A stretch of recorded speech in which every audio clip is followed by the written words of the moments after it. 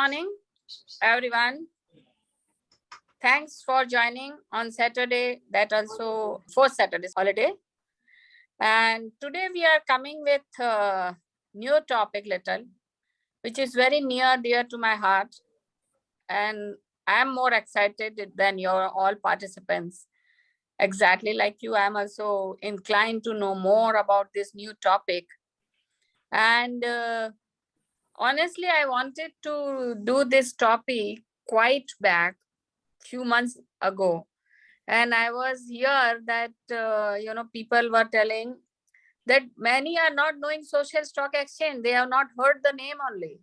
So who will come?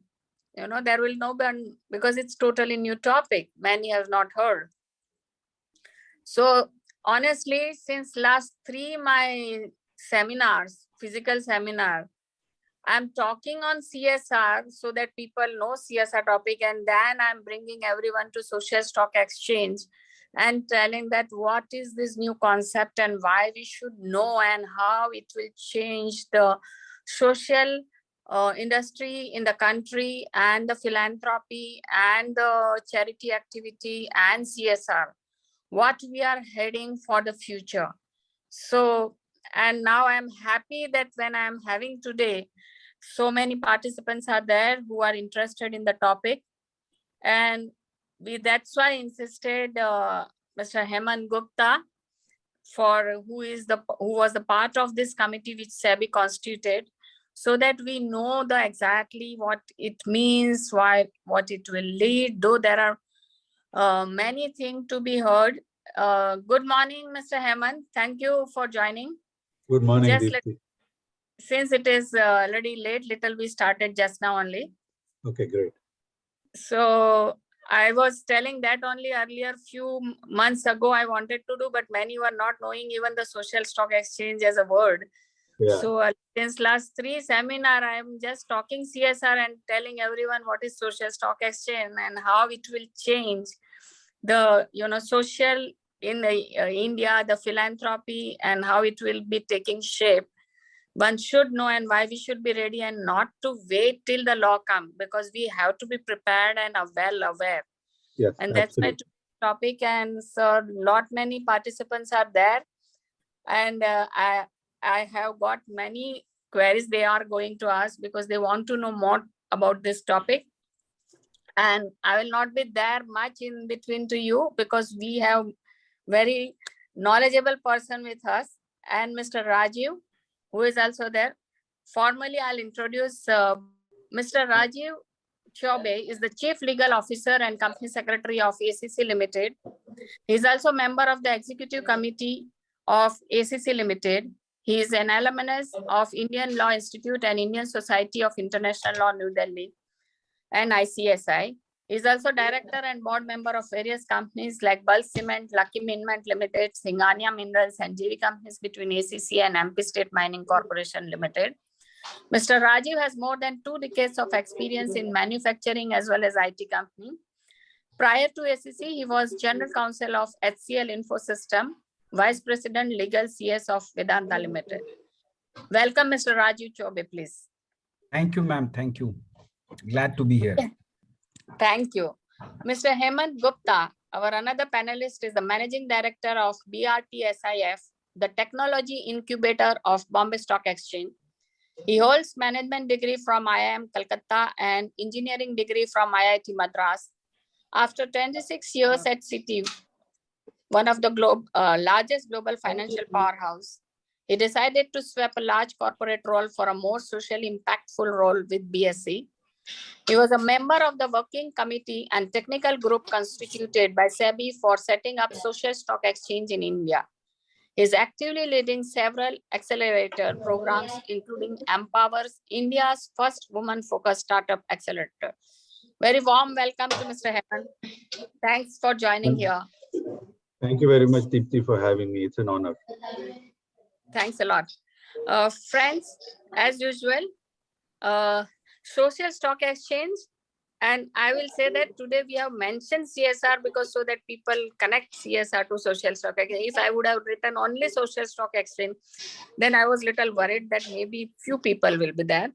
So we are doing CSR slides, but yes, we are connecting more on the social stock exchange because I am more thrilled on this topic, which has a very big thing to have work out. Though there are many questions to be answered, it's not crystallized so well. But since at least we will have idea what is intended and what we look for in future for this NGO and our philanthropy and Section 8 companies.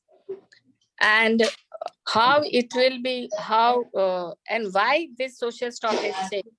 If you see that CSR and the shape it is taken, already CSR, then CSR1, which was a very historic step, I'll say, whereby MCA, Ministry of Company Affairs, has covered all institutes, even though they are not governed by Companies Act. All charitable institutions required to register under MCA, which was really a unique step. So no state government authority was required to be connected for reports. Only the company itself, this all charitable institution was or got registered with MCA in its auto mode. Then next step, CSR2, control of spending by this institute. But that institute will not report. The company who gives the money will report. Not only that, each money to be reported, any extra money left, you report it is left and you yourself deposit whether your institution give you back or not. Again, a very drastic step. Further, very big hit is that corpus is not allowed now, that amendments. And that is real difficult for this institution. The corpus is a major issue. Then recent amendment of ongoing project. And my dear friends, in recent amendment, the government has recognized international organization. I don't remember this way any organization in law was recognized. And also they are set the role, what they have to do. So you can imagine what we are going ahead. And I will not talk much because I will keep on talking. There are experts here on the panel. I'll request Mr. Bala to say a few words quickly on the topic, and both the panelists I'll request to give their view on the topic, and then we'll start the presentation. Over to Mr. Bala for a few words. Thank you. Good morning, Dipti. Good morning to all of you. I have a warm welcome to you all on my own behalf and also on behalf of Mehta Mehta. As Dipti has put it, this particular concept of social stock exchange is very quite a new one. Not only that, it is a very innovative one. Because this is expecting that this will play a very great game changer in India. And it will allow the company who are engaging in the work of the philanthropical and betterment of the society to raise the finance like that of the other stock exchange, which are actually there. That is the whole concept. Although the social stock exchanges have been functioning, I have been reading it. It is there in UK, London. It is listed in the London Stock Exchange. But however, the London Stock Exchange is actually serving more of a information rather than anything. That's what I understand. Similarly, in South Africa also it is there. But only thing in South Africa, it actually works like the people who can actually search a mechanism, find out, etc. But today, this is going to be a new concept. We have to watch the various regulations. We have to watch how the working is going to be done. I am also very eager to look forward, since we have the expert Hemant Gupta, who's virtually involved in designing and technical committee and working committee, etc. I'll also have the opportunity to hear from him more on this actually. Because the question arises in my mind, there are already a lot of people who are actually contributing for the social reason. After the social stock exchange is established, whether they will switch over, they will prefer to make their investment through the social exchanges, or they will continue, or more people will come. What is the things? Then again, what are the various reporting requirements? What are the disclosures? What are the things? Whether it is going to be, again, we are on the easy of doing the business. In that way, whether it is going to be a cumbersome procedure or it is going to be an easy procedure, how it is going to be there. all the things we'll have to see. So I think this today's session will definitely give most of our queries which are having in our mind to be answered. I am also looking forward very eagerly on that. I would request Mr. Hemant to add a few words before we start this session because he is the concerned expert in this field. Over to Mr. Hemant, please. Thank you very much, Professor Bala, for that very generous introduction. And I would like to start by saying that, like Professor Bala said, we are probably the first country, just like we were with mandating the CSR, we are probably the first country in the world which is coming out with a true exchange. So far, the other so-called social stock exchanges have either been information portals or have been listing platforms where organizations could have listed or have focused on for-profit social enterprises. This is the first time anywhere in the world a true exchange that focuses equally on not-for-profit and for-profit is coming up. And the key word here is it is coming up, which means that there are guidelines, there is an architecture in place. And I will not take away from Ashwini's thunder, let her get into some detail about it. But it's an evolutionary process. We are making a start with what we are building in version 1.0. And all of you we would love to hear feedback from all of you.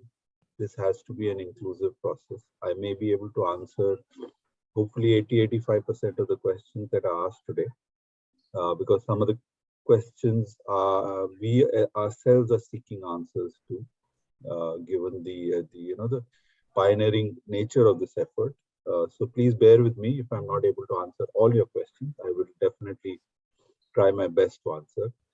So thank you very much, and back to Dipti, I guess. Yeah, Mr. Rajiv, your few words on the topic, please.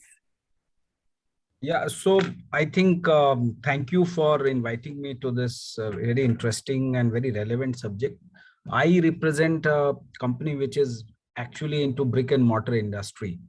And while we require a lot of license approvals to operate, which is generally granted by the government and regulatory bodies, I think the real license to operate is the social license to operate.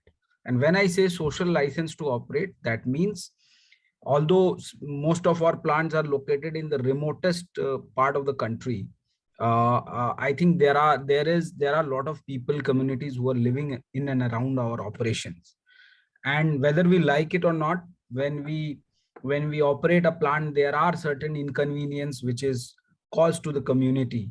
So I think the community will always support or cooperate only when we actually give it back to the society in terms of various CSR activities. While this became a law, the company for which I am working, ACC, it is a 86-year-old company, but having operations more than 100 years old. And there are I would say there are places which are existing today because of the company having roots of operation more than 100 years ago. So CSR was something which we always did, not because the law required, but because genuinely the management and the board always believed that we have to work for the communities, whether it is a medical facility or skill development in which we are working, or there may be a issue of water problem. So how can we do water conservation? So I think CSR, and I'm very excited actually on this concept of social stock exchange, which is really unheard of, as Mr. Hemant Gupta was saying. And long back, there was a student from Australia an Indian student who was based out of Australia, and he was doing research on CSR. And he was surprised to know that there is a law which says that you have to spend 2%. I think very few countries have this kind of law. And considering the fact that we are a large country and there are a lot of unprivileged people who are not as lucky as we are, I think corporates can make a lot of difference by their genuine, social work. And we really, we had a CSR committee just day before yesterday, and we showcased to the committee some of the work which we are doing. in terms of making people employable and also becoming entrepreneurs. So I think with these words, I will stop here. And as the discussion goes, we can discuss more on that. Thank you.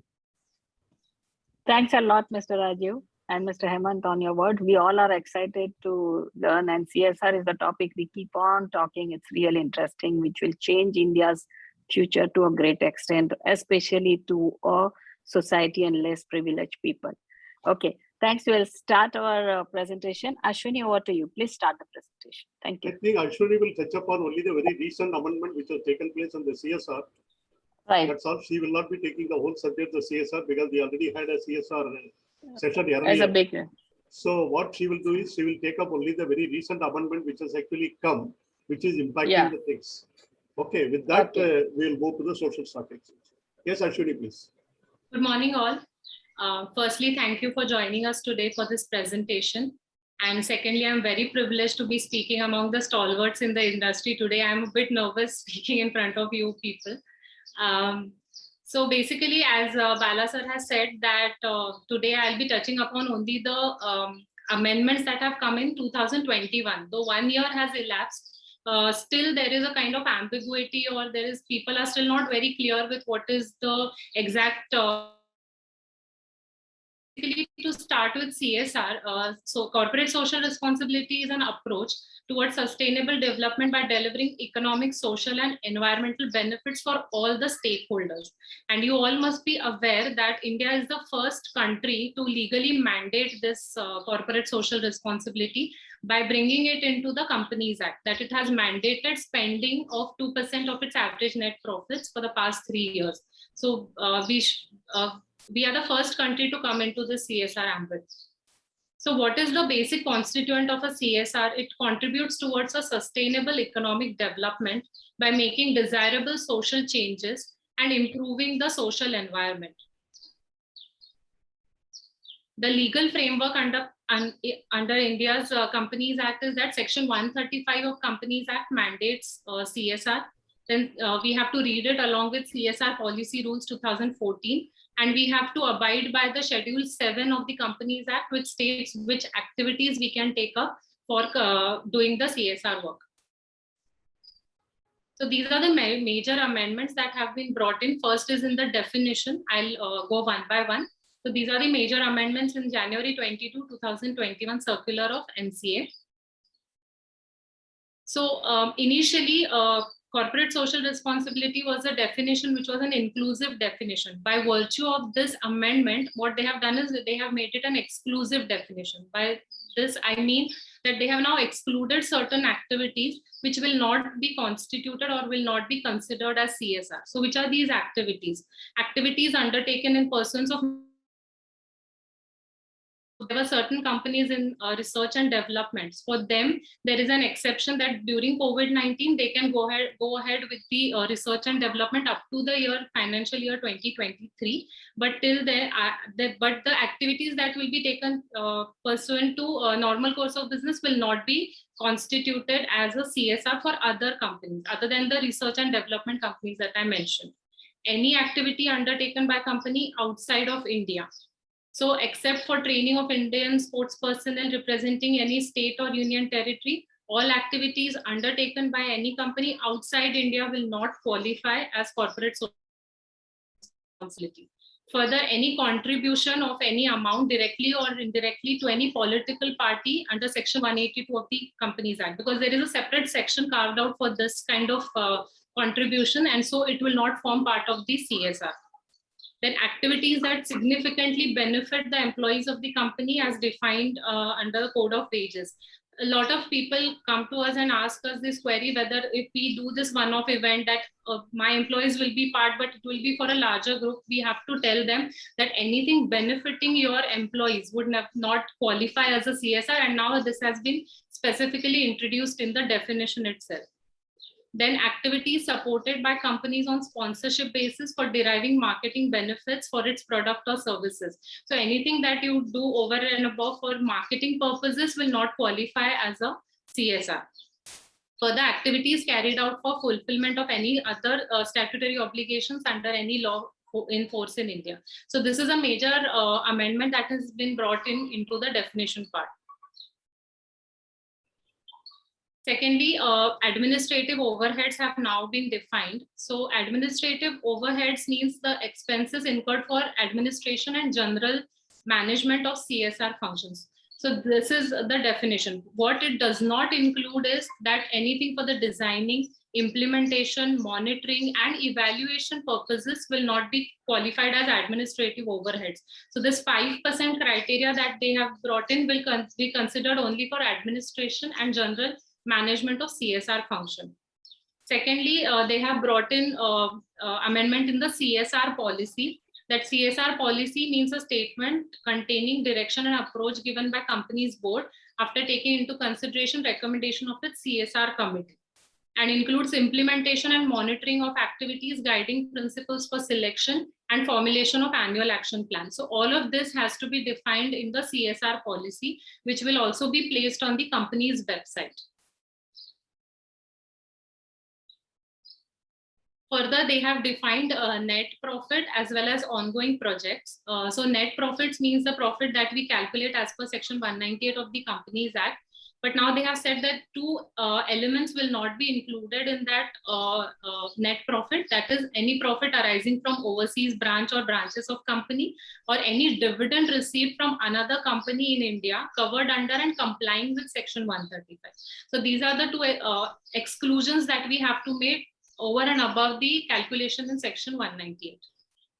Another interesting topic that they have brought in this is ongoing project. An ongoing project means a project which is a multi-year project which company has to define, and which the company undertakes to fulfill its CSR obligation within 3 years, excluding the financial year in which it was commenced. I think Ashwini, there Yes. is question in the chat whether the profit of wholly owned subsidiary will be calculated in this 198. The profit of wholly owned subsidiary, if they themselves are also doing CSR, is not to be calculated. No, they right? are talking about sale of investment of the subsidiary. No, there are 3 questions. Then second is, the question is there. Ashwini, you yourself can also take it, the chat thing. That should fluctuation of foreign currency gain or loss be included in calculating net profit as per section 198? According to me, Ashwini, you can reply if you want, please. Section 198 very clearly defines what all inclusions and exclusions are to be done.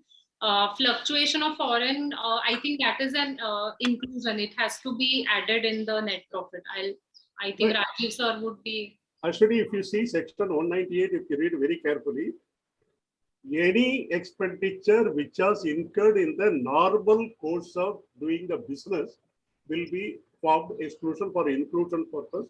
Anything of abnormal, that is one of the nature, that will not be included. So in this particular case, the foreign exchange exclusion is a normal feature which is happening month to month. That will automatically get included. There is no doubt about it. Absolutely. Coming to the sale of the investment in the wholly owned subsidiary, then that will depend upon what is the company's business. Company is so long as not the investment company, where they are not undertaking, investment business, etc. and all these things. If it is happening one of the nature, that will get excluded. Because it will be only the normal expenditure and income which are done in the ordinary course of the business with the companies to do, one of the nature will get excluded. And there is another question from Ms. Reena. Will any fees paid to implementing agency would form part of either 2% CSR spend or 5% administrative expenditure? Mr. Rajiv? Yeah, that will form part of the 5%, and it actually cannot. I think question is regarding implementing agency, right? For do an assessment. Right, So right. That is 5% right. of the CSR expenditure or 50 lakhs, whichever is less. So, say for our company, our CSR expenditure is almost around 40 crores.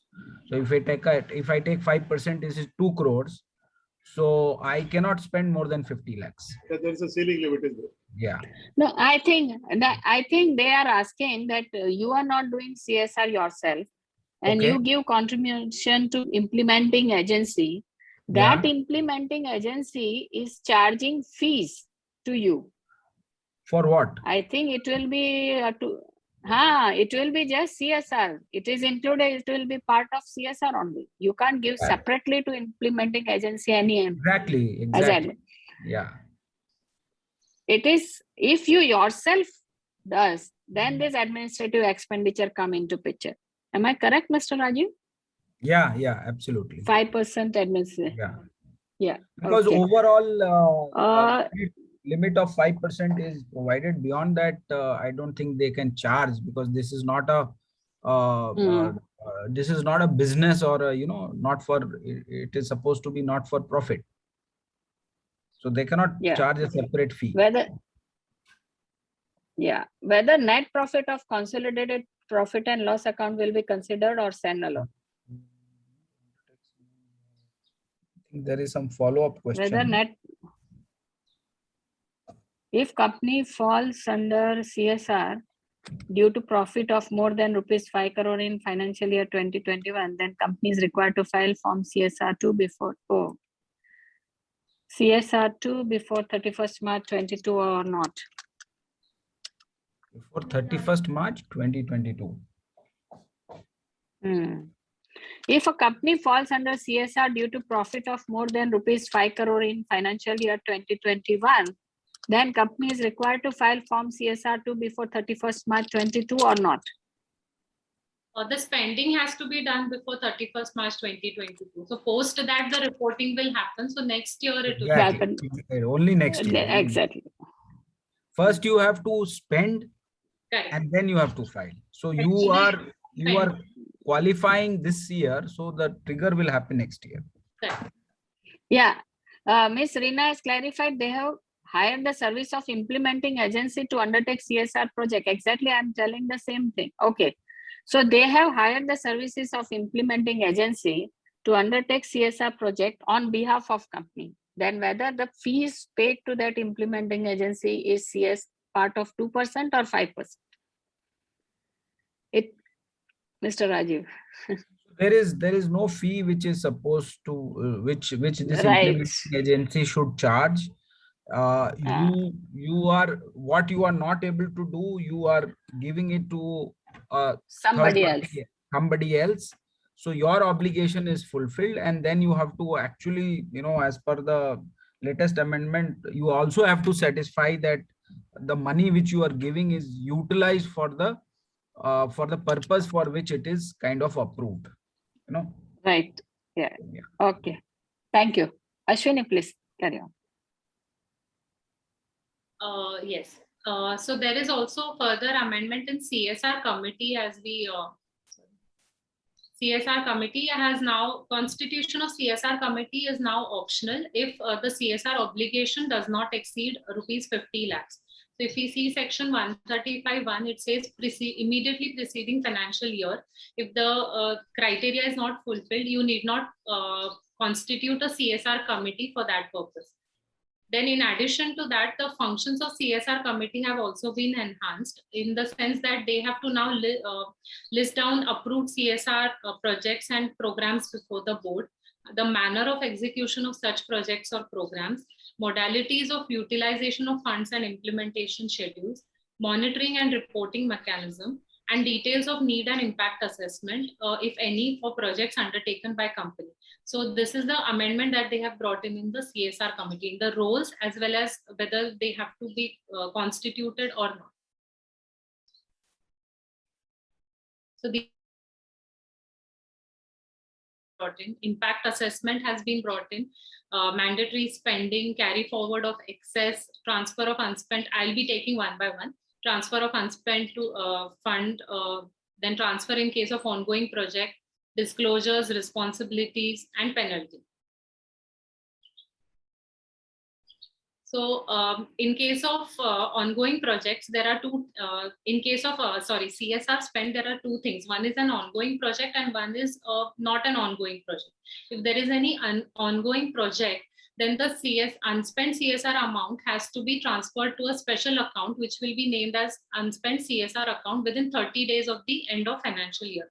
So this amendment was brought in January 22, 2021. By end of March 31st, 2021, if there was any ongoing project, it was expected that the company transfers the funds allocated for that to a special account called as unspent CSR account within 30 days. So amount shall be spent towards the CSR policy within a period of 3 financial years. As I have said earlier, ongoing project has been defined, and the company can, it can be a multi-year project up to 3 years as per the Companies Act. So when you transfer this fund to unspent CSR account, you have to make sure that it is utilized within a period of 3 financial years. On failure, the company shall then transfer after the end of 3 years to a fund specified in Schedule 7. Now in Schedule 7, certain funds have been specified. Even after 3 years, you are unable to spend that money, you will have to then transfer to that fund under Schedule 7 within a period of 30 days. So secondly is unspent CSR expenditure. So there is no ongoing project, but the company has not spent the mandatory 2% as it was required to spend. Then the company within a period of 6 months has to transfer the funds to a fund as specified in Schedule 7 of the Companies Act. Now which funds are specified in Schedule 7 are Swachh Bharat Kosh, Clean Ganga Fund, PM National Relief Fund, PM CARES Fund. So there are a lot of questions wherein people ask, if we do not spend before 31st March, can we spend up to 30th September? So that is not the case. It has been decided that whenever an expenditure is falls upon a company, it has to be spent in that financial year only. So if it was Ashwini, the same question is here by Mr. Shiv Kumar. CSR activity commenced on 1st October 21. Which will get completed on 31st March 22. Company wish to disburse the CSR amount on 31st March 22. Will this qualify as a CSR? Over to Ashwini and panel. So CSR activity commenced on 1st October 21, which will get completed on 31st March 22. Here the question will come that you are disbursing, but amount will not be spent. And if the amount is not spent by the even implementing agency or yourself, the same need to be transferred. March is the last date for spending, not for disbursement.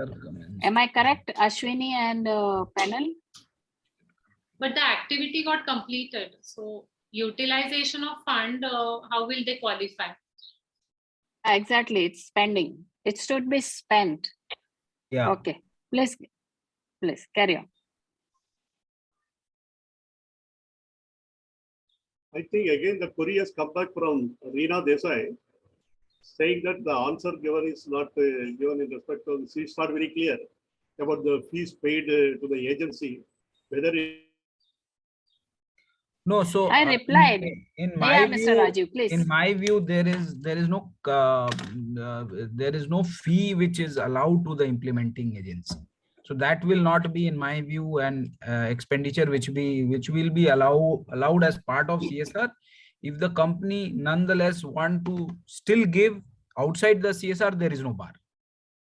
Then it will become a business expenditure. Correct. Because this cannot be for as a CSR expenditure, because company is obligated to for discharge the obligation, whether they themselves to obligate. Yes. If they are not able to, they are getting it done through some other agency for the expenses fund. That cannot be a CSR expenditure. It will be a normal business expenditure will be charged. That's all. Yes. If you yourself do employ the people, they incur the expenditure. These are all administrative expenditure. You straightway hire agents. Overheads have specifically defined also in the. Correct. So that is right. It will be not be. That will come under the administrative overhead that implementing agency can, under Rule 21D, they can themselves, spend. Yeah. They themselves can, because the intent even for the implementing agency is not to generate any kind of fee or profit, right? Because what is an implementing agency is defined. Yeah. They are supposed to be not for profit organization. Yeah, Ms. Rima got satisfied. Rina, She I got got your satisfied. answer See. clear. Yeah, she replied. Okay. Thanks, see. Okay, we can go ahead. Ma'am, I have a question. Can you go back to the previous slide?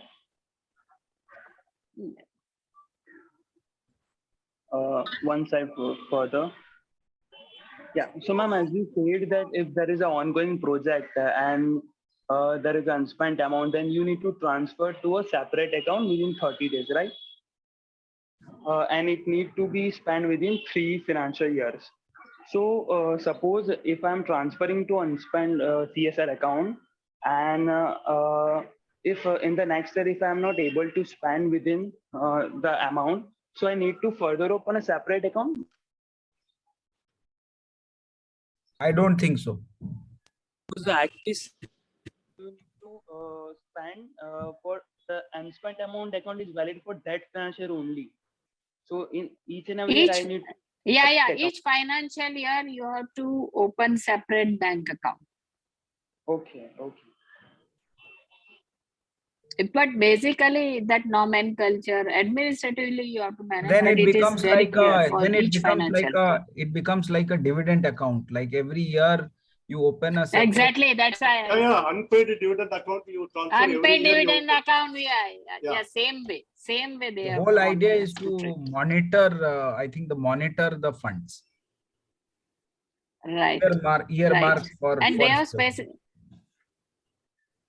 and again they have said that it is not necessary for each project, but still it is open to you. If you want to observe the utilization, you can open separate account for separate year for separate project, which will be too much, but it is open to you. But separate year, each year separate. Thank you, ma'am. Thanks. Oh, Rajiv sir, Ashwini, please. Are separate accounts open for separate projects? How is it? In our case, No. what is the question? Sorry, I didn't get.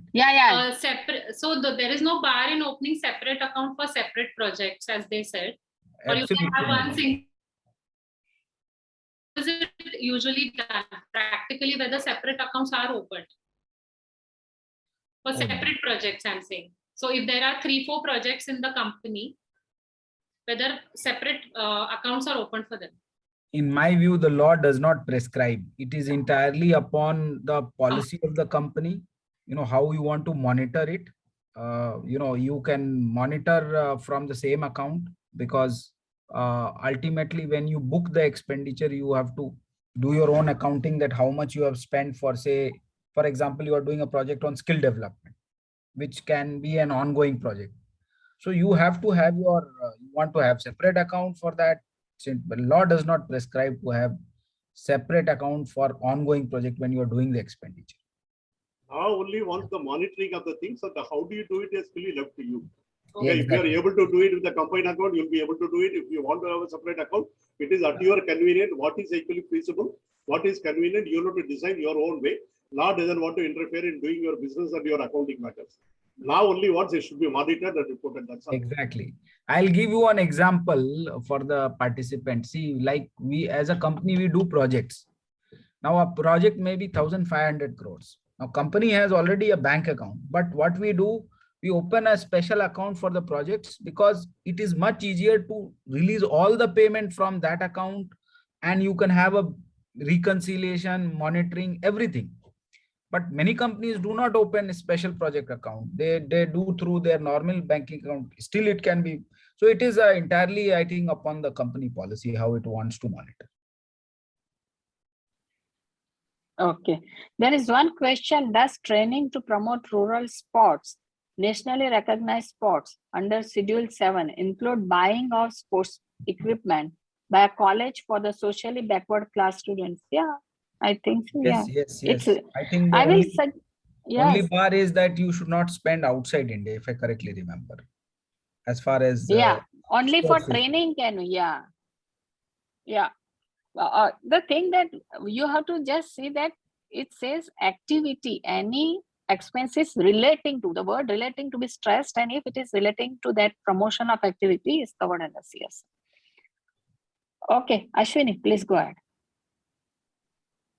Another major amendment that has been brought in is the impact assessment. So every company having an average CSR obligation of 10 crore or more in immediately preceding 3 financial years has to do an impact assessment of CSR projects having outlay of rupees 1 crore or more and which have completed at least 1 year. The impact assessment has to be done by an independent agency. So we have to understand that this amendment has been brought in January 22, 2021. So all projects on or after this will qualify for the impact assessment and not before that if there is any completion or so even on January 22, if there is any project that has been completed will qualify for impact assessment under this amendment. Then the penalty. So this impact assessment is taken from Social Stock Exchange. When we talk Social Stock Exchange, we will discuss this in detail. And there are some questions.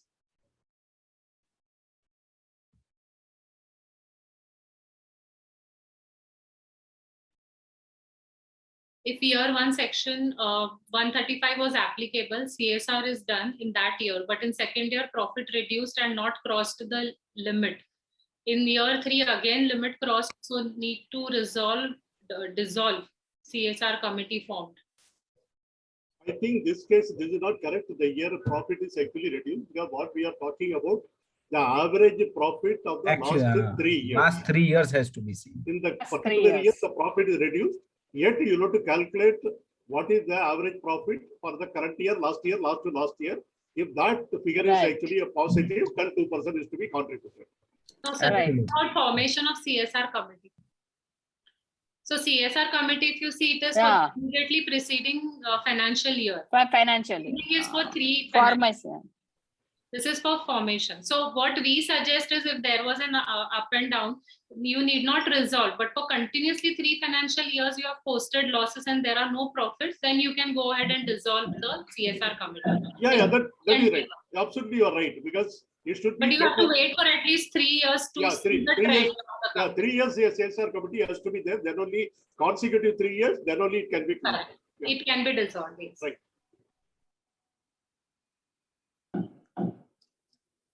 If the provisions of CSR are applicable to a company in a particular financial year, accordingly, the company has to comply with provisions of CSR for 3 consecutive financial years.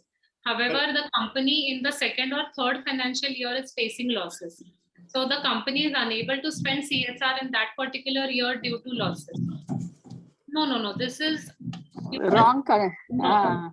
You have to see the eligibility on the previous financial year only. Spending will be on the average of the 3 financial years, but eligibility, suppose there are losses, you are not eligible for that CSR spending at all. Am I right? Yeah, you have to take average of the profit for being eligible and then you have to spend. It is not that continuous 3 year once you are. You have to see the preceding financial year if you are. Preceding finance. CSR committee, no? Eligibility. No, this is but for the spending. This is for the spending. See, eligibility is actually based on the previous year. Correct. So eligibility, once you are actually become eligible, then you are automatically covered. Then you are covered by the 3 years profit, average profit. And the 3 years average profit. 1 year profit is going down. That does not mean you have to again calculate 3 years. If the figure is positive, you need to spend. And once the continuously 3 consecutive years, the average profit for the 3 years is showing a negative. Then only the question of closing your CSR committee, etc., comes into the picture. Because the coverage is for the first year and the spending is based on the 3 years. But he is telling that there is a losses, then how we will spend it? The losses in the current year only, no? What if you take the average loss or profit in the last 3 years, what is the figure comes in? Yeah. So, but he doesn't have money. He says, since loss, how I will spend CSR? Mr. Aditya, that is the correct way. Mr. Aditya, can you unmute and say what is your? Hello, ma'am. Yeah. Ma'am अगर पिछले 3 सालों में भी अगर मुझे average profit मिला कि loss हो रहा है, then you don't have to spend. Then you don't have to spend. Then you don't have to spend. See, the point is that only. If the current year is the loss, you have to still calculate for the last 3 years. If the figure is actually positive, you have to spend. If the 3 years is actually a loss, Then you don't have to. Then we have to put the reason in the director's report that due to losses, we have not, the company has not spent the CSR amount, correct? You're not required to spend at all. You are Not required. You are Not required to spend at all. Okay. Thank you. Our total CSR outlay is less than 10 crore, but one of our project outlay is more than 1 crore. So we will be required to conduct impact assessment of that particular project whose outlay is more than 1 crore. That is the question.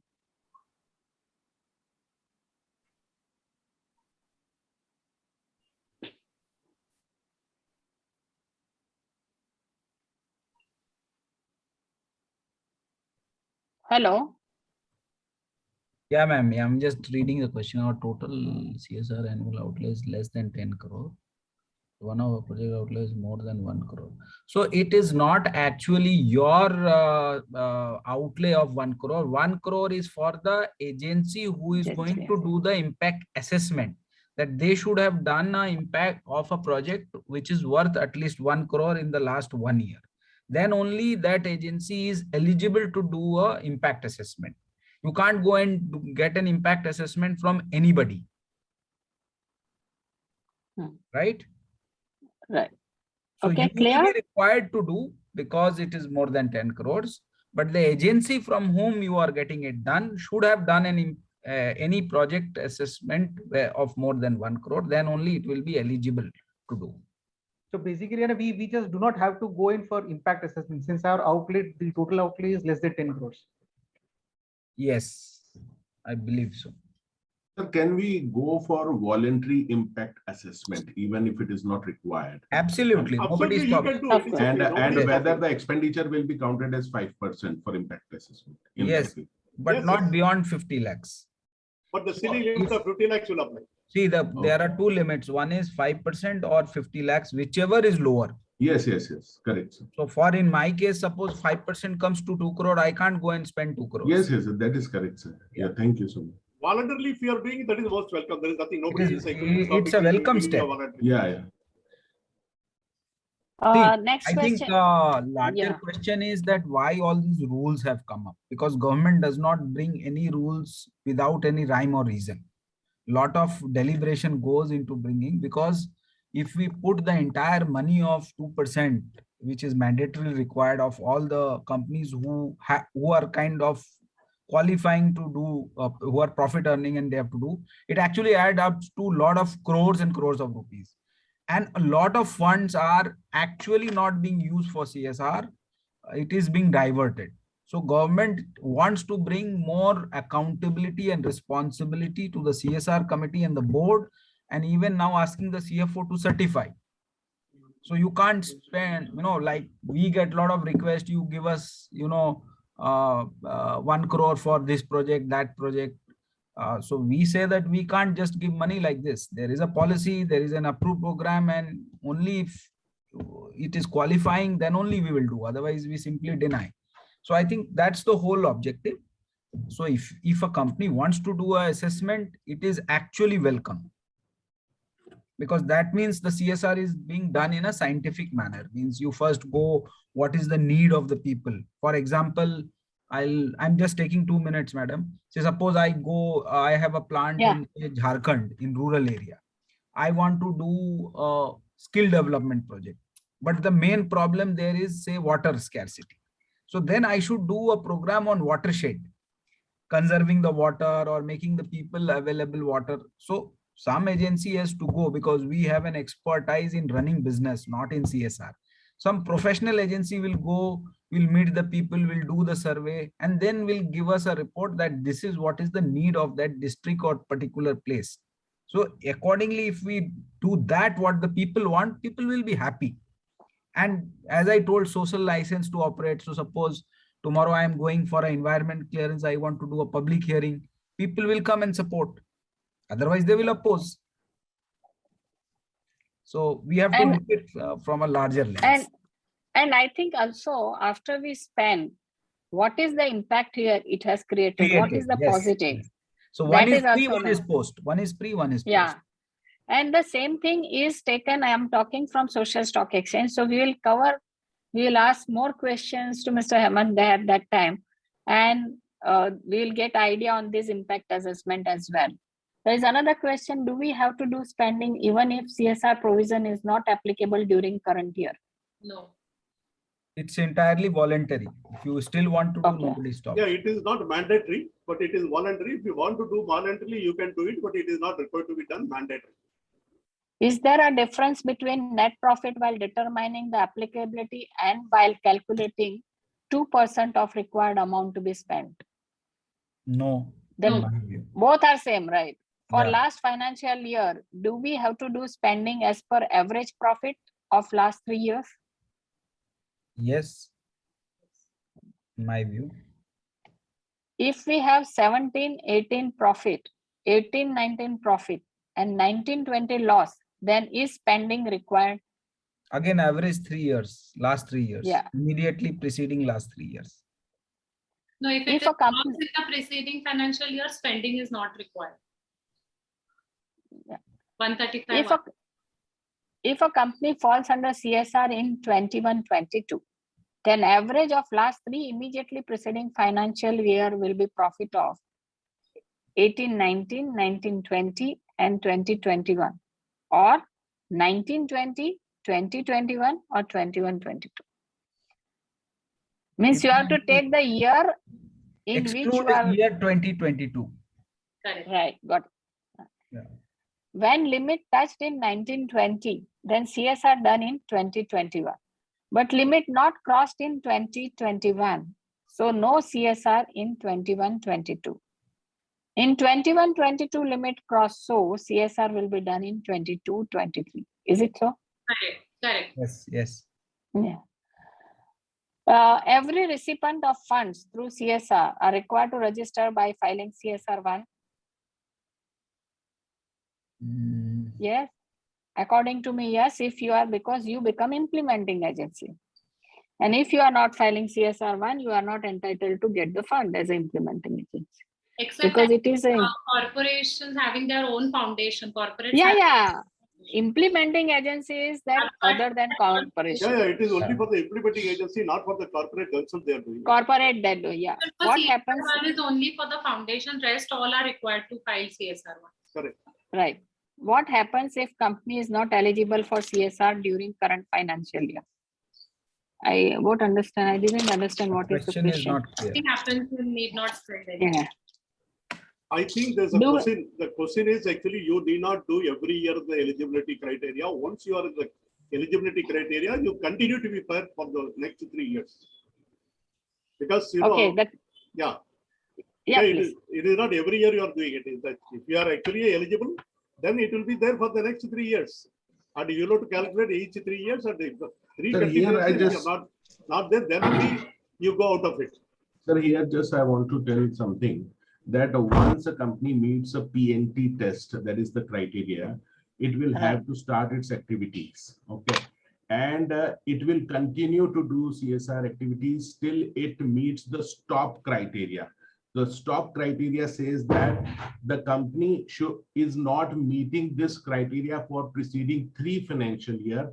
Then from next year, it can stop CSR activities. Am I correct? I think this is what I feel after going through the provisions. Okay. Should I repeat? No, it's Yeah. Yeah, Yeah. absolutely, Please. absolutely you're right. Yeah, thank you, sir. If a company is under CSR, is paying salary to teachers, is school under education company, is showing under direct expenses, does school have to register? If a company is under CSR, is paying salary to teacher, is school under education company, is showing direct expenses, does school have to register for CSR 2? CSR 1, yeah. Yes, with the new amendment, if you are giving CSR expenditure, not incurring yourself, according to me, everyone is required to register. I And think that the is only question- going to change. Question is not clear. No, No, it is saying that I got the idea. The companies has to incur CSR expenditure. What they are doing, they are paying the salary of teacher of a school. So And school is not paying. it has to be clear whether the school is being used by the company employees or it is an independent. No, that is not. It is independent, but Okay. they are giving to teacher, because I know there are. I have my experience also that in IIT there are alumni who are paying salary to IIT teachers, and under CSR they are doing this. So here the same way that teacher is paid by the company under CSR activity, and that school is school only, actually independent school. Whether that school is required to file CSR1 and get registered with new amendment, yes, according to me, because you are showing CSR. If you want to give any agency, then it will be implementing agency and they have to register under CSR with CSR1. Mr. Rajiv, your comment. Yeah, if it is for a purpose which qualifies under the Schedule 7, assuming that you are supporting the education as a CSR activity, and then definitely this has to be filed. And if a company is directly spending any amount directly on a project, then there is no need to require to register the beneficiary. But if it is doing this through an agency, then agencies should be registered. So that is what my understanding. I assume that the school may be a trust or, maybe not for profit organization, which is providing education. So you are doing CSR by contributing to the cause of education, which is, I assume, being not run by the company. Then obviously this form needs to be filed. Yeah. Do we need to deduct CSR expenditure of last year from the net profit before tax in the calculation as per section 198? No, this has been specifically given in ICSI FAQs that you cannot deduct this amount. Okay, it's not a business expenditure. There are many, there are cases. The company have 5 directors with CSR committee constituting of 3 directors. Now one director resigned. The CSR amount is less than 50 lakhs. Do they have to reconstitute the committee? Amendment is applicable. You don't require CSR committee less than 50 lakhs. Yes. Okay, Ashwini, to you. And now we have to spend time on social stock exchange. Yeah, Ashwini, please. Yeah, the last slide. I think penal provision you can skip. People knows that. Okay, fine. Take a social stock exchange, please.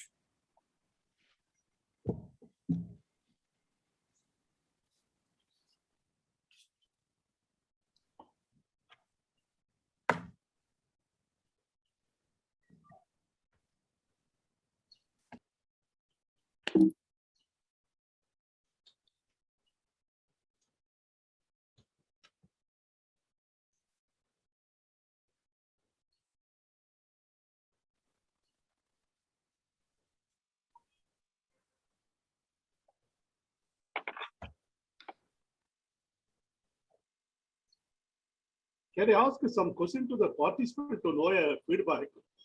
In many of the companies, when you are all doing the CSR through the agency, etc., and other things and all, and I am sure that many of you would be calling the implementing agency to your CSR committee meeting and having a presentation and making the thing and taking a stock of it. Is that the feature which is actually happening in your companies?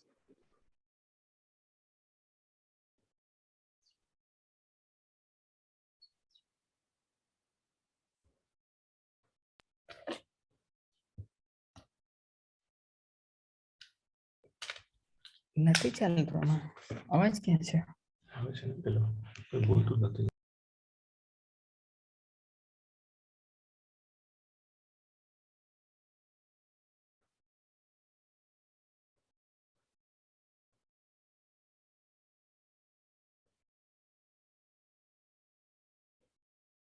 બોલતું જ નથી Ashwini? Yes, ma'am. Yeah, you can start, please. Okay. So the next topic for today is social stock exchange.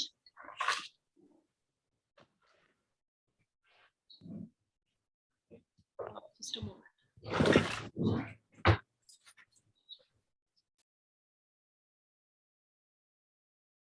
So Social Stock Exchange is a platform that provides an alternative fundraising mechanism for non-profit organizations. So when we say Social Stock Exchange, they have brought in two concepts. One is a non-profit organization and second is for-profit enterprises. So both these organizations will register and list themselves on the Social Stock Exchange and raise funds. So when we say alternative fundraising mechanism for non-profit organization, it means that there are a lot of fundraising mechanism for a social enterprise, other enterprises.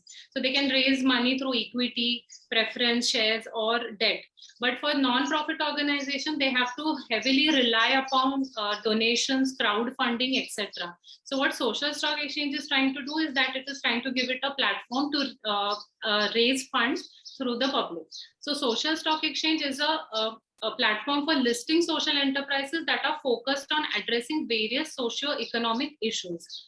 The proposal for Social Stock Exchange was first brought in by Finance Minister Nirmala Sitharaman in her budget speech in July 2019. So who are the participants? They are the individuals, foundations, banks, social venture fund, risk investors, mutual funds, government organizations. All these can be participants of the Social Stock Exchange. So as I said, there are two concepts that have been brought in this SSE, as I'll say, is that non-profit organization and for-profit social enterprises. When I say for social enterprises, it is a clear distinction from a normal commercial organization. We have to understand that. So these two concepts have been clearly defined and they have been brought in under the ambit of Social Stock Exchange. So here you can see which are the non-profit enterprises. They are the legal form that is a trust, society, Section 8 companies. Their sources of fund is only individual donors, foreign contributions, CSR grants.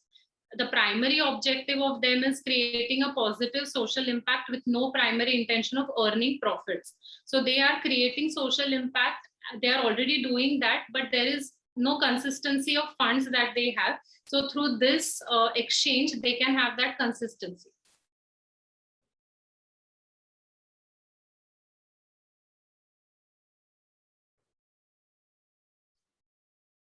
Then for-profit enterprises are the companies, sole proprietorships, partnership firms, LLPs.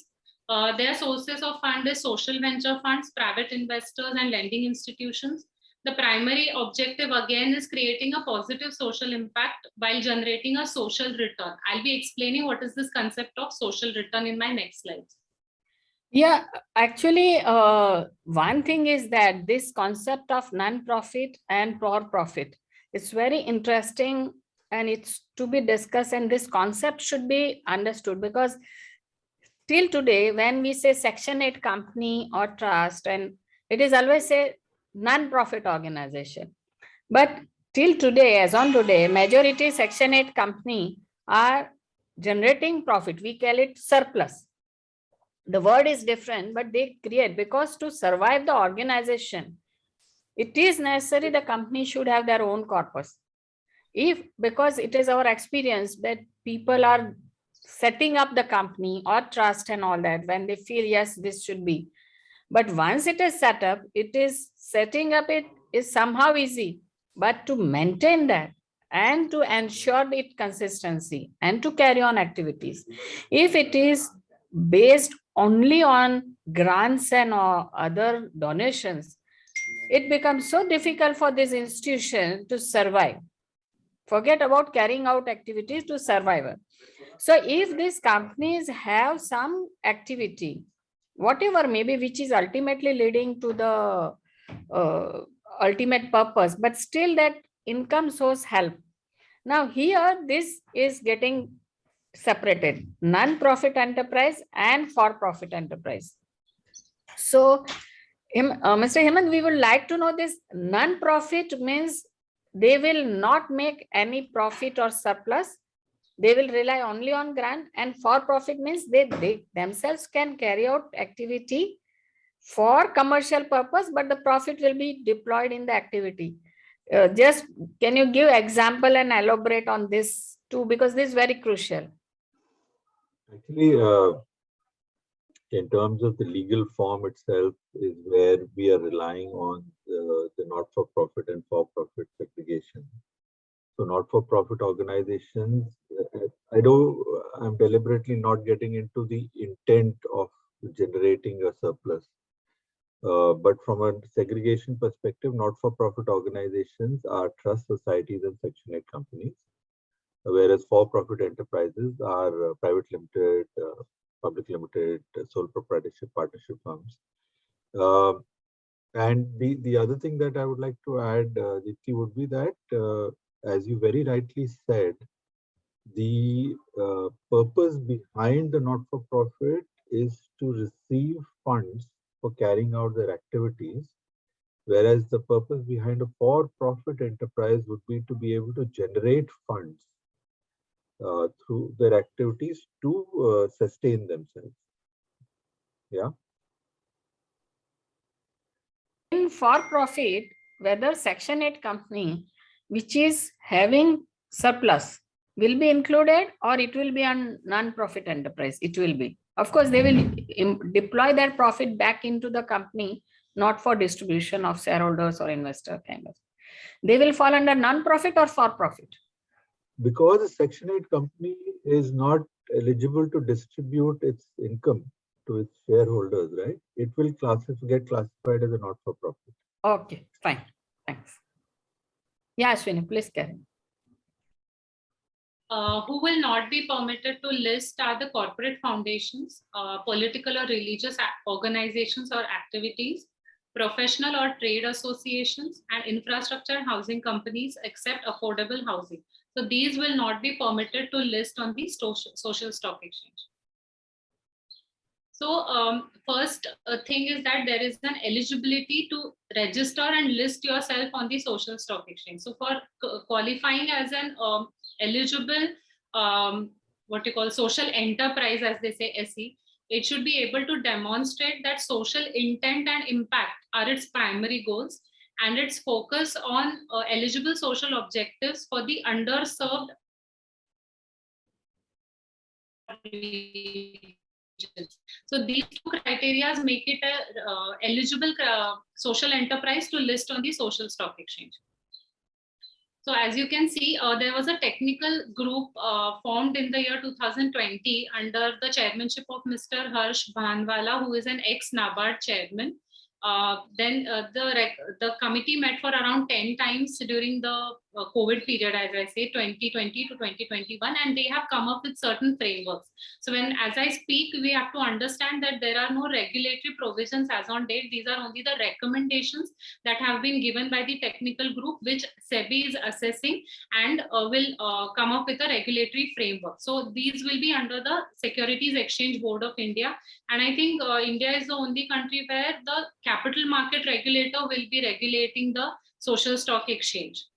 So the recommendations, when I say, are quite a few. So first is the eligibility of social enterprises. So I'll just, so how will a social enterprise be eligible? So first is that it should be working in the 15 broad eligible activities that are given under the Companies Act Schedule 7. Then sustainable development goals as identified by NITI Aayog. If they are working under these parameters, it will be qualifying as a social enterprise.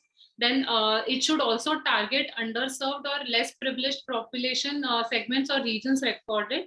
Then at least 67% of its activities should qualify as eligible activities to target population. So if the social enterprise meets these criteria, it is eligible to be registered on the social stock exchange.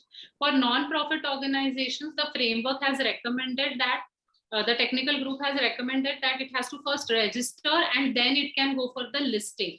However, for the for-profit enterprises, they can directly go in for listing on the social stock exchange. Secondly, as I said, registration. So registration is our normal registration certificate or registration under income tax or your minimum spending during the financial years or the continuity of spending during the years will make you qualify or will qualify you as a registered on the stock exchange. So once a social enterprise is registered, it has to meet a minimum reporting standard, as they call it. So what are the minimum reportings that will be required by a registered social enterprise on the social stock exchange? First is what is the strategic intent and goal setting? What is the social problem it is going to address? Who it is going to serve, the target segment? And third is how it is going to solve the problem. So this is one reporting that the company, the social enterprise has to do. Second, it has to give a social impact scorecard, wherein extent of target segment that it has served, intensity of impact on median individual, and along with that, dimensions of income, social equity, and diversity. So this is the general information we do for all. Sorry, ma'am. So this is in detail, this impact assessment or kind of thing is covered, and that is actually CSR, this two and all that is, and that impact assessment. That's why I was connecting. Actually, if you see the amendment, the government is creating atmosphere for implementing this social stock exchange. We are getting ready by each, these all compliances. Yeah, please. Ashwini. Yeah, so and the third is the general information which any enterprise gives is the members, who are the members of the governing body, what are the registrations, the financial details of the company, prior funding history, financial, as I say, all these aspects will have to be reported by an enterprise listed on, registered on the social stock exchange. So these are the minimum reporting standards they have to follow.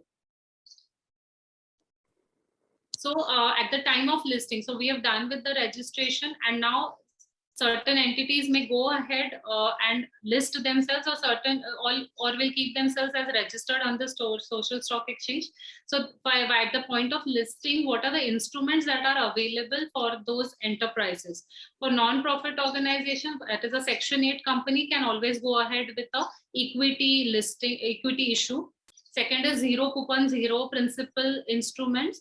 So this is a very unique concept, as in there will be no coupon rate and there will be no repayment of principal amount at the end of the third year. So if it is issued for 3 years, there will be no coupon rate and no principal amount would be given back to the investor. So what is the return to the investor? The return is the social return, as we say. So the social return is that what was the impact or what was the intent with which I have invested in that instrument will come out as a social return. So that is the return the investor will get at the end of the third year. There will be no money paid back. So if you see at the moment, there is one fund called as Hdfc Cancer Fund, wherein they are allowing the investors to, it is a mutual fund where investors have choice to contribute 50% or 100% of their dividend earned. So they can say that 50% or 100% they want to give it to the cancer hospitals or cancer to treat the cancer patients. So they do not, at the end of the third year, they'll get their principal back, but the dividend and all they will not receive. They can part away and they can give it towards the cancer fund. So HDFC is working in this for last 10 to 11 years, and they have treated more than 3,000 patients, and 80 crore of fund is what they have accumulated over the years to treat the cancer patients. So there is this fund, HDFC Mutual Fund for Cancer, that they call it. So this is another instrument. Then there is a third is Development Impact Bonds and the Social Impact Fund. So these are available as instruments for the NPOs, that is a non-profit organization. And for profit, obviously there is equity, there is debt, then development impact bonds, again, they have been given here, and social impact fund. Hemant, would you like to speak something about the social? Yeah, please. Yeah. On the social impact fund, actually the existing provisions under the AIF regulation allow for a social venture fund.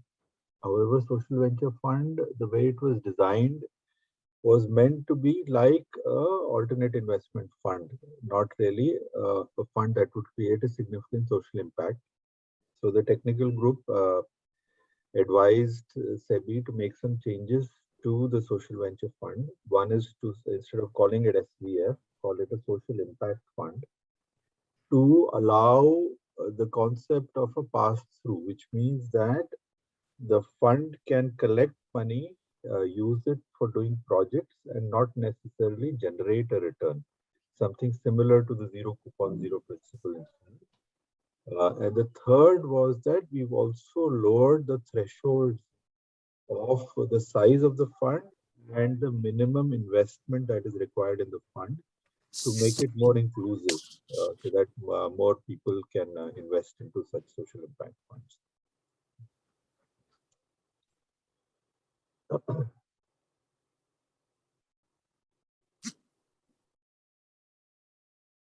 So the disclosures that a social enterprise has to make is the social impact report on annual basis, covering aspects such as strategic intent, planning, approach, impact scorecard, as I mentioned earlier.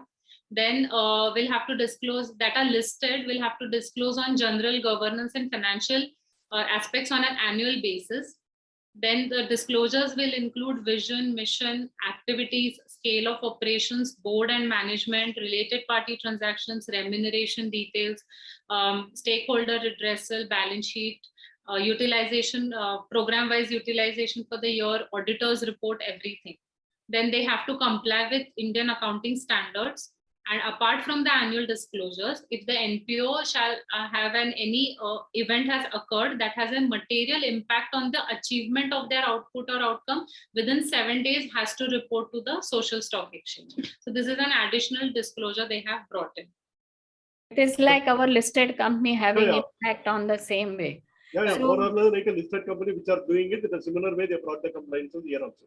Yes, and that's the point I was very fascinated that, you know, the social enterprise is governed like a commercial enterprise. And that's why we say that this social and philanthropy activities is going in a systematic industry way. And then it is all the compliances and all the regulatory and the governance. Yeah, that is right. More of the transparency, more of the disclosure, more of the regulation, the thing goes in the right way. Rather than as earlier some of the people were saying, the money is not really being spent for the CSR, etc. Those things will get blocked with this and it will go in the right way. Yeah, please. Yeah. Then after that, they have also brought in this concept as a social audit. So the social audit will be done by reputed firms or institutions having expertise in the area of social audit. They have to be qualified, certified and qualified by NISM. And there is going to be a SRO, self-regulatory organization under the Institute of Chartered Accountants of India, which will be a separate SRO who will handle the social audit. So all the auditors who will be certified by NISM have to be registered with this SRO. And only then they can.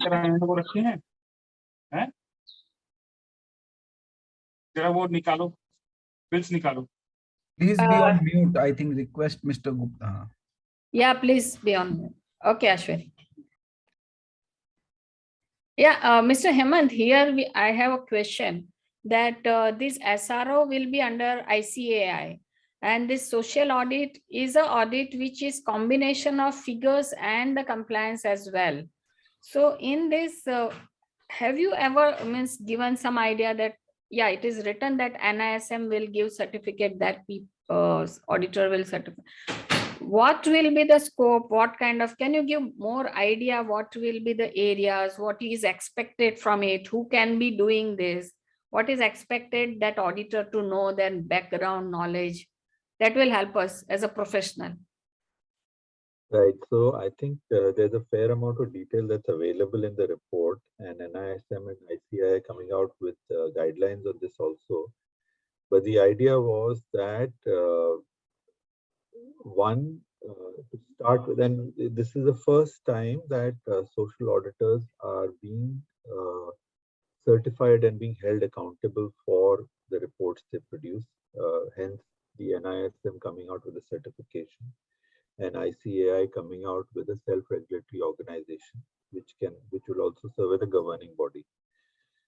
The idea is that a social audit will have financial, like you very rightly said, Dipti, a social audit will have financial components as well as non-financial components. And to start with, we will have only institutions or organizations that can have social auditors. Again, the idea was to try and, so if you look at the overall approach to the social stock exchange, it has been a reasonably conservative approach. Even if you look at some of the cutoffs, the thresholds that have been put in place, they will allow reasonably large organizations to become a part of the stock exchange. And that was actually by design, because we did not want any early failures to jeopardize the future of the social stock exchange. Right. And therefore, even if you look at the social auditor definition, it's a reasonably tight definition built upon. And if you look at the code of conduct, that I'm not sure if ICAI has published it yet or not, but I was a part of the discussion that were held.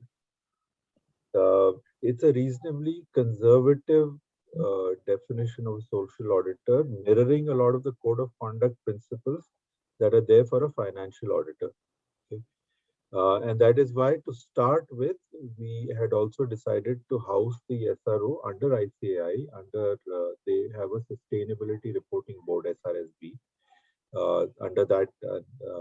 And however, I think the intent will be that over time, as we refine our certification process, as we refine our code of conduct and make it more suitable to the social aspect and go away a little bit from the financial aspect, right? Some of these things will actually start becoming entities on their own right. So as an example, the social audit certification as well as the governance, to my mind, eventually should be its own body. It should not be coming under ICAI or NISM. Right. However, if we had attempted to create something independent from day one, it would have taken forever to do it. Right. Right. And second, we would have perhaps created something that may not have succeeded the way we had wanted it to succeed. Right. So the idea here is that let's create a starting point, which is a conservative starting point, and then let's build on it as we go forward. Okay. Yeah. Okay. Thanks. Yeah, Ashwini, please.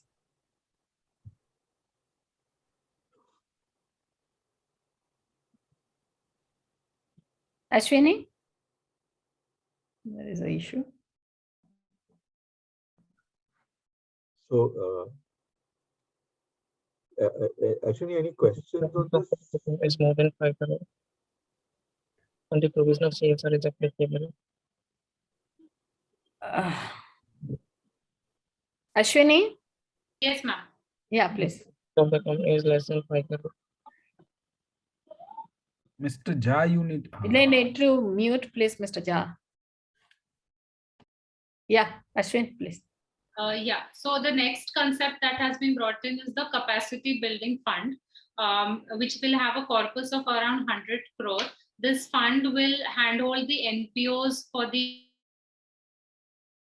outcomes and impact assessments, and it will be housed in NABARD. As of now, that is what has come out of the technical group recommendations. So this is another thing that they have introduced under SSC.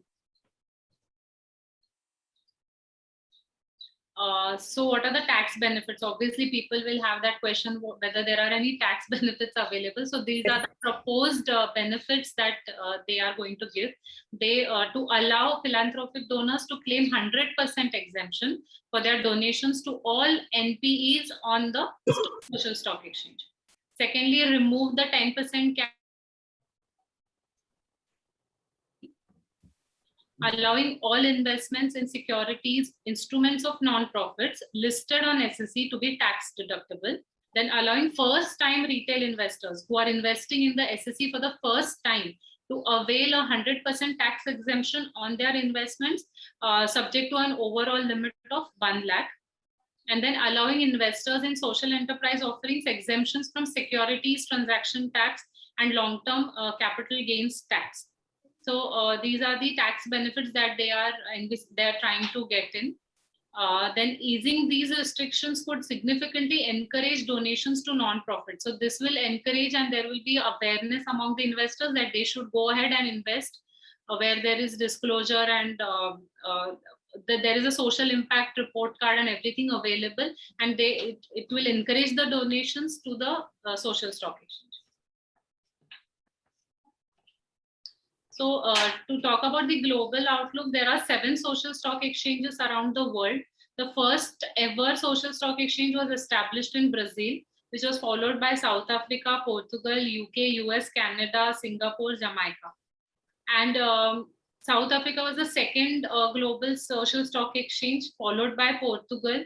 And each social stock exchange had come up with its own innovative ideas to have investors on board. So when we say about the Brazilian Stock Exchange, was the first exchange to join the United Nations Global Compact. It was formed to solve social problems, including eradication of poverty in Brazil.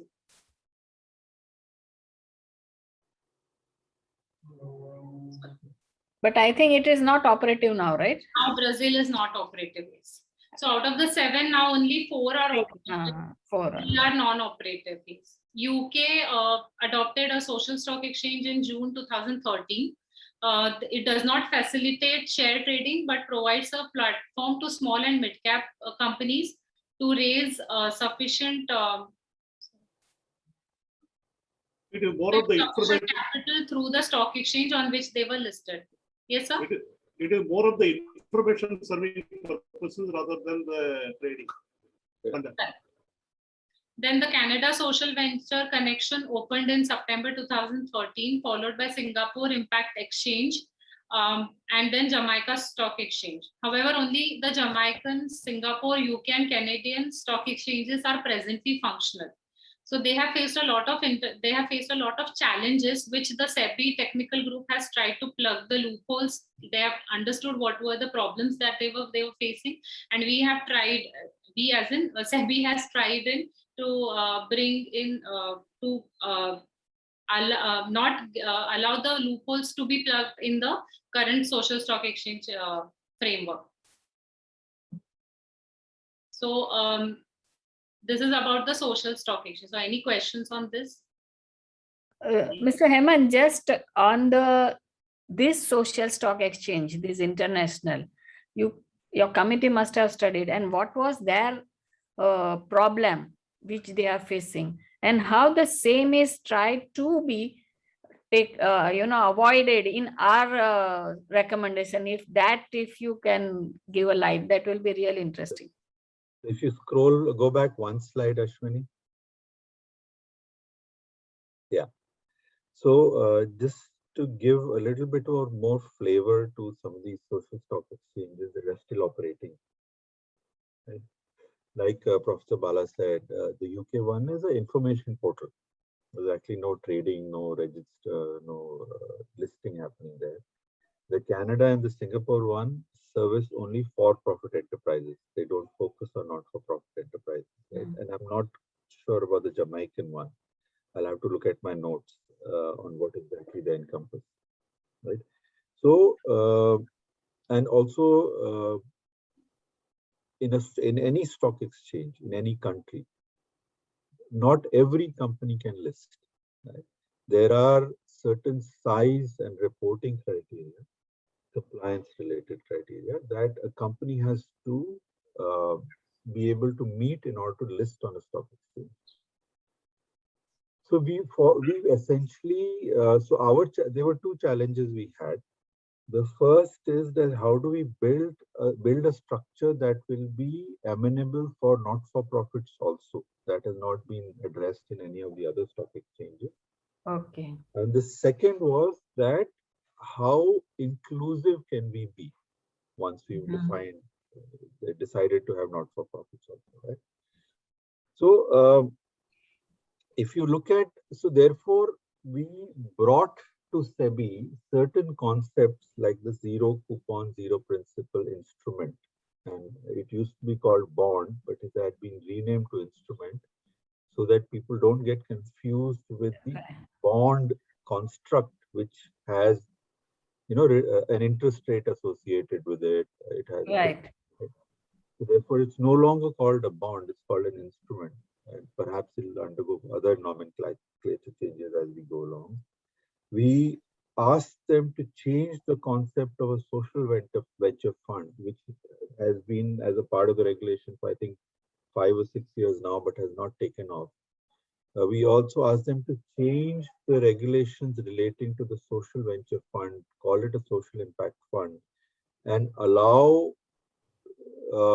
not-for-profit organizations to participate in the social impact fund, right? The concept of a development impact bond has, I think there have been so far 2 issues of development impact bonds in the country. There's a third one that's coming up. The first one, and perhaps the most popular one, was called Educate Girls, where and if you look at the concept of a development impact bond, and we don't have time to go into the details, but essentially there are 3 parties involved. There's a risk investor who's willing to put in money in exchange for a financial return for a project to meet its outcome indicators, right? So if I'm educating girls and I commit to the fact that I will educate 1,000 girls in a year, then if I meet the 1,000 cutoff, then the risk investor will get back their money along with a certain risk return, right? On the other side, there is an impact investor who, under normal circumstances, would have given money directly for educating those girls, however, would not have been sure of whether the outcomes would have been achieved. So the impact investor puts in the money along with a certain amount of overhead that will get paid to the risk investor, but is willing to put in that extra money because their outcome is guaranteed. Right? So if the 1,000 girls don't get educated in that 1 year, they don't have to put in anything. Right? And therefore, they're willing to give a premium for being able to, right? And that premium is then passed on to the risk investor. Risk investor, okay. And then there is the execution body, the implementation agency, which could be 1 or more NGOs. Right? So that's the concept of a development impact bond, very at a high level. So we've asked them to introduce these facilitators in the form of a ZCZP, in the form of social impact funds, and in the form of the development impact bonds to help not-for-profits participate in the social stock exchange. Right now, and therefore there is an incentive for the not-for-profit also to participate, because if you think about the flip side of it, we are asking not-for-profits to do a lot more additional disclosures, right? And that's not just as easy as writing a report. There has to be a process behind it. There have to be people behind it. Right? And therefore, there will be additional expenses that will be associated with it, additional risks associated with it, right? So it has to be a benefit to both sides, both to the issuers and the investors. And therefore, by introducing some of these new structures on the social stock exchange, we are hoping, and the tax incentives that Ashwini was talking about, we are hoping to be able to attract not-for-profits to come to the platform and raise money for some of their larger projects. And we are hoping that investors, including retail investors, will come to the platform not just for the tax benefits, but also for the transparency that they will get in their investments that are making in these projects. So I can say that if today individual wants to contribute, say it's a generally practice in India, and we have been taught that when you do good work through your right hand, your left hand should don't know. Now we have to repeatedly announce it. But in that, again, what was the difficulty? The individual was always worried whether I'm donating, the person is eligible, whether that right person, whether that money will be used properly. So that worry is gets solved by this social stock exchange, because amount is not the limit according to me. Yeah. And a person can contribute to this fund or that cause through this exchange, where everything is monitored well, and there is audit is going on, reporting is going on, and there is a continuous vouch. So it will be like assurance to everyone that whatever every penny you are spending is getting accounted, and it is utilized for the purpose, and it's not getting misutilized. And I think there are many things which people generally say that another thing that we have taken out, that current recent amendment of CSR unspent amount and all that, somehow that control, because it is observed that in this case the planning at the end of implementing agency, it should be so perfect that if their budget is getting haywire, then the money they have to sell out and give it back. Like actually, while giving this lecture, I was thinking that in business we are allowed certain benefit of deviation in budget and actual result, but here they are not getting any leeway, and they have to straightway take out the money, liquidity. So each and every penny need to be accounted. And I think we are creating atmosphere for this social stock exchange that you should be very perfect, being it's a public money, and that is also without return. So onus is more than double. Like listed company at least give return, this company don't give return to investor. So it should be more governed and more responsible to the society. So there is a question that what will be impact of this social stock exchange? What you see that how it will lead, what will be the scene of philanthropy in after being setting up, say after 2-3 years of it setting up, and how it will move, to understand what is intended as a future in India for this philanthropy and all that. So a very good question, and a very dangerous question to but I'll try and say what my thoughts are. Right. So the first is that there is a lot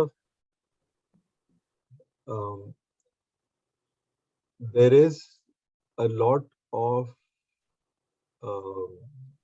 philanthropic money that gets spent on causes that perhaps do not yield the social return that they were getting spent on.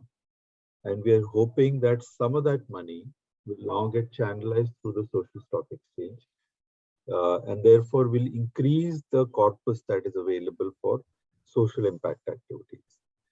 The second is that we are hoping that some of the standards that we are setting in the social stock exchange will actually become standards not just for organizations that are getting listed on the social stock exchange, but will become standards for other organizations to follow, and therefore will raise the bar as far as compliance and reporting is concerned for social impact projects. Right? The third is that it will through the creation of these collective instruments like development impact bonds, like social impact funds, we are hoping that the smaller NGOs that today do not have the resources to be able to participate in larger social impact funds, larger projects, will actually be able to become parts of these structures and be able to actually benefit rather than just being able to raise funds locally, will actually be able to increase from where all they can get funds. Okay, so therefore making it more transparent, making it more inclusive. And remember, right now we are not even talking about secondary trading of any of these things. Right now we're just talking about listing. Like Ashwini very rightly said, there's registration, there's listing. Right? There are some thoughts now that are emerging on how we can do a secondary market out. Okay. For ZCZP instrument to actually have a secondary market, and if that happens, then that actually may completely change the way philanthropy happens in this country. Right. Exactly, I was excited about that second part, that trading. Yeah. It's I think nowhere in the world it is happening. No. Right? And we will be, so it is, but of course we have to wait and watch. But what you have thought over when you say that you want to allow that trading? So what is the purpose? Why you thought over that it should be allowed? So that will be the purpose you want to achieve, right? Yeah. So Dipti, for some of these instruments, like a social impact fund or a development impact bond, where there is a financial return associated with it, in some cases, the secondary market is a natural thought, right? So if I want to change my asset allocation, or the terminology that's used in the financial market, that I've invested too much into health. Now I want to diversify into education, right? Can I therefore reduce the social impact funds on health and buy some? So one is that, and therefore, so that's one. The second is that as a project progresses, and as you report on what is happening in the project, to a certain extent, the probability of achieving the impact also increases, right? So as when you start a project, it's like when you start a building, when a builder starts a building, there's a certain probability that he'll finish it, right? And as the building progresses, the probability of that finishing it increases. Similarly, and it's a very bad example to take, but similarly, when a social impact project is happening, as it progresses, the probability of achieving the impact increases, right? And therefore, by creating a secondary market, we can actually get more people to participate, because the guarantee of getting the impact they wanted will increase. Right. Yeah, you are guaranteed the impact and the result, and that's why the investor is attracted. Yeah, Mr. Rajiv, I think you want to say something. So I have a, it's more of like I wanted to understand that typically in a stock exchange, a company which is listed is traded, the scrip is traded. So here, whether that shares or scrip there will be a trading, and there will be like, like we see there is an appreciation of a stock who does well. So listing, okay, if you can elaborate on that, that will help understand. So Ashwini, can you go back to the types of instruments slide? Yeah, thank you.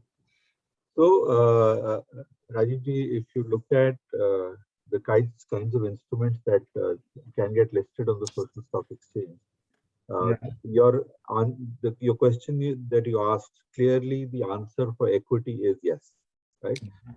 So there is a for-profit, and again, let me segregate the answer into for-profit and not-for-profit. For-profit enterprise is an enterprise that is expecting a financial return from their social activities, right? And therefore, there is a profit and loss, there is a balance sheet, there is a growth in the company, and therefore, hopefully, it is also followed by a growth in their price, stock price, etc. Right? Sorry to interrupt, but this for-profit organization has to deploy the profit only. They can give return to the investor. No. They can give return. Sorry, they can give return to the investor. They need not deploy the money into, as long as they are maintaining that 67% threshold. See, the first filter for any organization to come into the social stock exchange is the social intent filter. Right. 67% of your metric, whether it's customers, revenue, or expenditure, has to be spent on one of the 15 areas, one or more of the 15 areas, for the underprivileged, underserved, etc., etc. Right? The first, I think, second slide that Ashwini had put up. So that is the only criteria. Beyond that, if I want to distribute my income, if I want to trade in my shares, I can do any of those things. There's no restriction. Okay. This is the answer. It's something. So then what I can visualize is that maybe not today, but with passage of time, many corporates may shift from the normal exchange and would like to be, listed on the social stock exchange, the way things are changing, because In my view, today, good corporates are not only assessed basis the financial metrics, but also on what they are actually contributing to the society. So that's, Rajiv, a very good point. And we're getting into the ESG domain. So the only thing I would say would be that if your 67% of your revenue is coming from one of those 15 areas, right, then you qualify. It is not enough for you to create sustainable operations, right? So as a cement company, as ACC, as an example, right, you are working very actively on making the sustainability not just within your factories, but within your supply chain, in your local environment, etc. But you're still a cement company. Yeah. So, but to your point, let's say there is a hospital, right, which is today treating Patient for profit. Right. If they want to raise funds to this, they may, as a strategy, decide that I want to make sure 67% of my patients are coming from the poorer section, right? And use that to raise clear roadmap that this is what I want to do. Yes. Yeah, that's a very good example actually. Hospital or medical can be very good example. So in that process, what will happen that they will become self-sustainable for the good work which they want to do. And I think that's the idea. Hemant, going back, when you said, people probably would like to change over, the more of the investment done in the healthcare, they wanted to shift to education, etc. One thought comes to my mind. When you are talking of the social impact assessment, its topic itself is quite innovative and the topic is quite new. Don't you think there will be a great amount of the challenges on the part of the auditors, on the part of the regulator, even on the part of the investor to know the various challenges which we actually thrown upon, because how the impact assessment is going to run each of the areas and each of the criteria, parameter, etc. and all the things. Probably, I think we have to wait and see how the things are shaping up actually in future. That is one thought comes to my mind. But one thing is that this compulsory CSR will really boost it, because 2% is not a less amount. It's a 2% tax, honestly, to the corporates, which they are extra paying on the profit. So it's a huge amount, which actually ensures some liquidity tunnel for this kind of activity. Absolutely.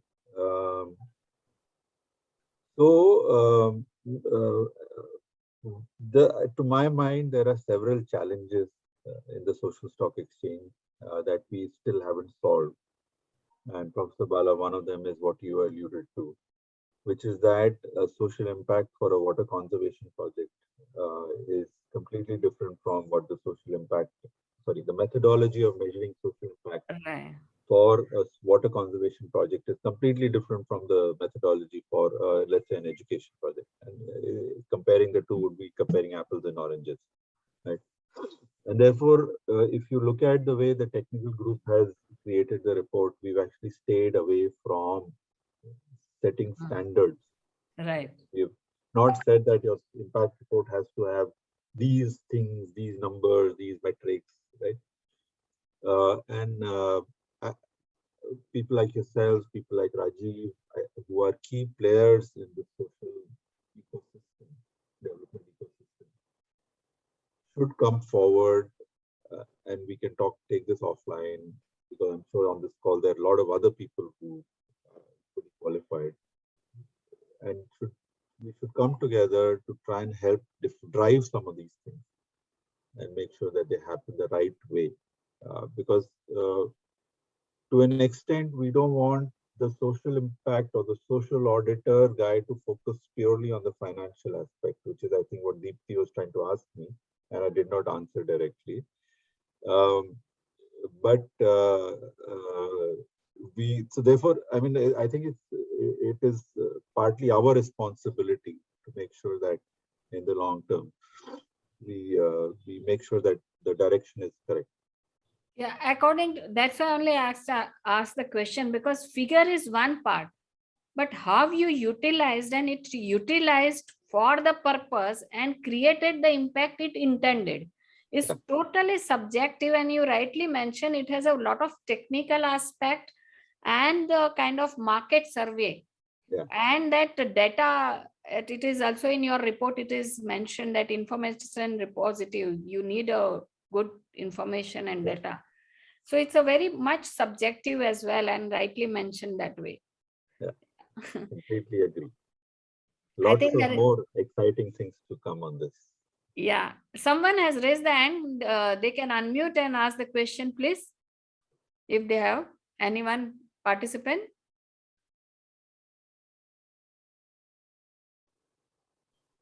Okay.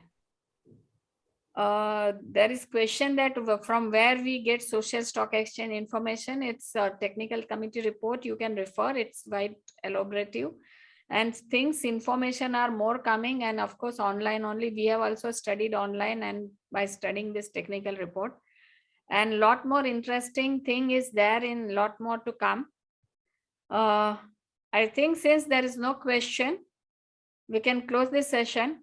Dipti, just one thing. One of the questions was that has listing on the social stock exchange commenced.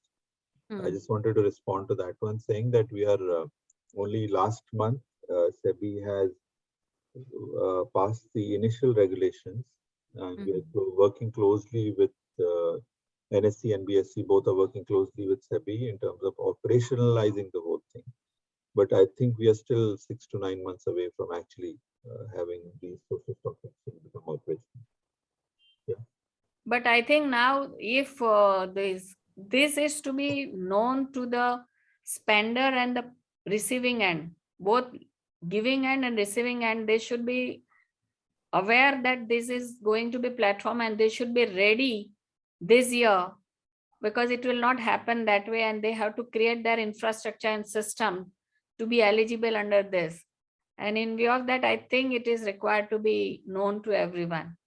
And that was the objective behind setting up the capacity building fund. Mr. Gupta, one last question. So can a trust also get listed, or it has necessary to be a company under the Companies Act? No, a society, trust, or a Section 8 company can get listed, but Yeah. it cannot be a corporate foundation. Absolutely. Okay. Which is again going to be very interesting. I'm telling, like MCS covered under it, not only companies, all these implementing agency, and now this implementing agency will be listed entity. Yeah. And suppose it is a corporate foundation today, but there is complete de-link from the foundation.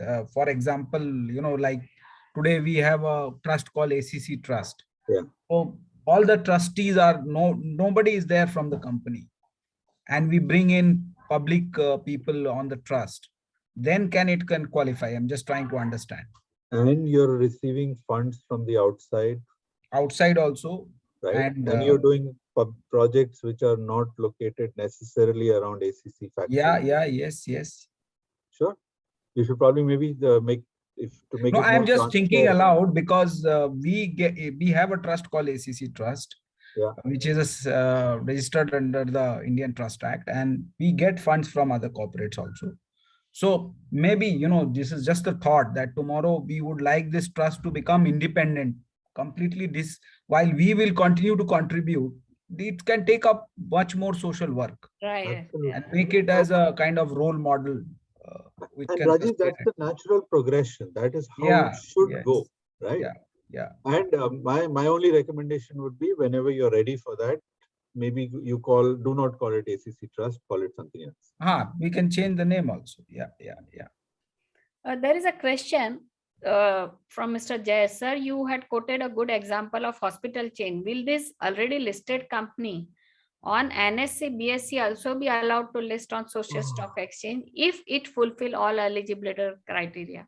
Yeah, the short answer is yes. But the long answer is that operationally, we still have to figure out how that will happen. Right. Okay. I think that's all questions are answered.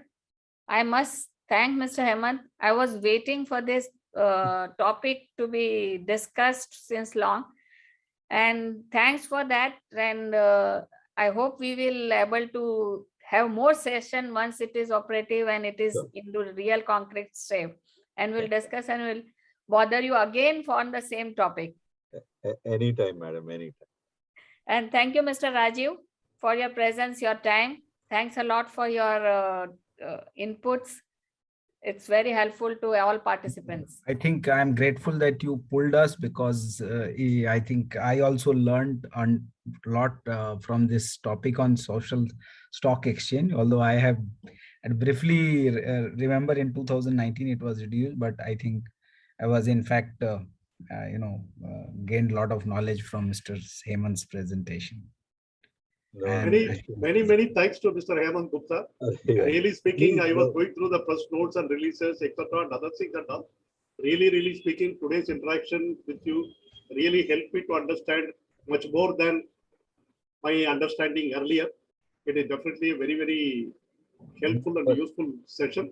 And thanks to Rajiv also sharing the insight about his present activities, etc., and other things and all, the valuable interaction questions. And at the same time, I also thanks to the participants for their active interaction. Ashwini, special thanks to you. You have done a wonderful job in putting the things and keeping it, so transparent, so nice, and in understandable things to the people. You have done a good job. Thanks a lot to your efforts also. Thanks a lot. thank you. Thank you, Bye-bye. both panelists. Thanks a lot. Thanks, Mr. Bala. Thanks, Ashwini. Thanks, everyone. Thank PPT will be you. shared with everyone. Thank you. And don't worry, we'll have another session of social stock exchange. Mr. Hemant has agreed. Enjoy your weekend. Stay safe. Thanks. Take care of you. Thank you. Thanks, everyone. Bye-bye. Bye.